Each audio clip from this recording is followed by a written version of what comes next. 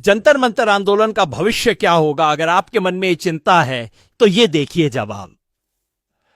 आज सुबह जब दिल्ली पुलिस ने कायराना हरकत की, शर्मनाक हरकत की, इल्लीगल हरकत की, यहां जहां मैं खड़ा हूं इस जगह पे सोनम वांगचुक लेटे हुए थे और उन्हें सफेद गठरी के अंदर बांध के ऐसे घसीट के लेके गए जैसा इस देश में जिंदा इंसान के साथ कभी नहीं किया जाता है।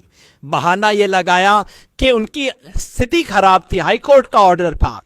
कोर्ट का कोई ऑर्डर नहीं कहता था कि उनको घसीट के लेके जाए, कोर्ट का ऑर्डर नहीं कहता था उन्हें फोर्स फीड किया जाए, किसी डॉक्टर ने नहीं कहा था कि उनके वाइटल्स डाउन थे। वाइटल्स किसके डाउन थे?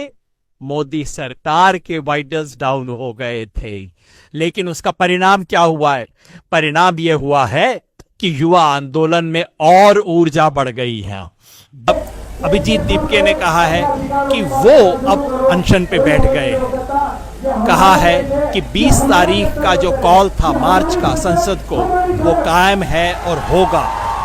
और कहा है कि अब तक तो सिर्फ शिक्षा मंत्री का इस्तीफा मांग रहे थे, अब आंदोलन बढ़ा है, अब प्रधानमंत्री का इस्तीफा मांगेंगे। मतलब अब ये आंदोलन व्यवस्था के विरुद्ध आंदोलन बन गया है। उस शिक्षा व्यवस्था के विरुद्ध जो शिक्षा नहीं देती, उस इकोनॉमिक व्यवस्था के खिलाफ जो रोजगार नहीं देती, उस पॉलिटिकल सिस्टम के खिलाफ जो जवाब नहीं देता है। यह आंदोलन बढ़ रहा है। आप इसके साथ हैं तो अपने यहाँ आप अनशन कीजिए इनके पक्ष में। आप 20 तारीख को दिल्ली आइए, मार्च में शामिल होइए और अपने यहाँ जंतर मंतर स्थापित कीजिए।